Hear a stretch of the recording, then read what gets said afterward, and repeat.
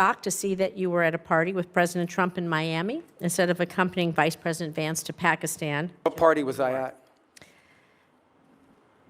I was at a party? It's publicly reported, and there's photos there. But In what fact, party? Steve No, Witkoff but you're going to and say that. I'm Jared going to Kushner. answer it. I'm going to answer But that let me question because finish that's an my absurd statement. So that's embarrassing for us, and it's embarrassing for you. 100% inaccurate and 100% wrong. Number one, the Vice President of the United States was there, and he wasn't confirmed by us, and he was elected by the American people. I was not at a party. Where I was is next to the President. Because in the midst of those negotiations, I was in communications with them. So you don't know what you're talking about. You're just Senator making Rosen, stuff up. he has the floor. I know your please. staff wrote up this cute statement for your TikTok video, but it's not true, and it's not real. That's not what happened. Risch, Ranking Member Shaheen, thank you, Secretary Rubio, for being here.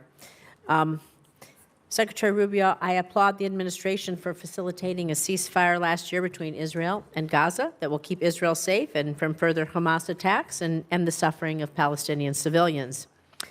But I have serious questions about transparency, about the funding for the so-called Board of Peace in light of recent reporting that suggests donor funds have been deposited into a private J.P. Morgan account with no independent transparency mechanisms in place.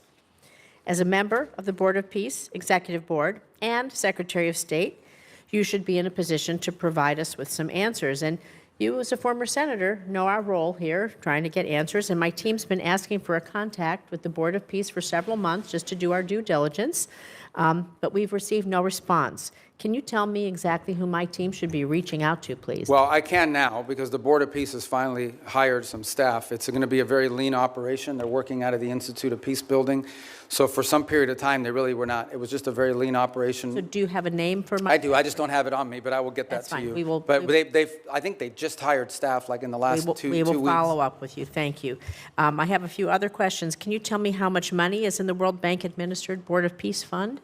Do you have I don't have the answer because there's not U.S. dollars that have flowed. These are donor funds. So can you tell me how much money is in the J.P. Morgan account? Yeah, but again, those are not Who has U.S. the- government accounts. Those are Who has oversight?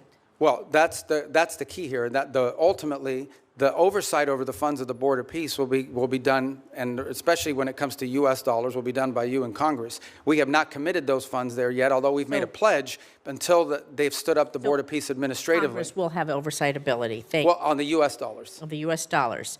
Can the money in the J.P. Morgan account be used to compensate the president or his family or anyone directly? No one's talking with about the doing that. president?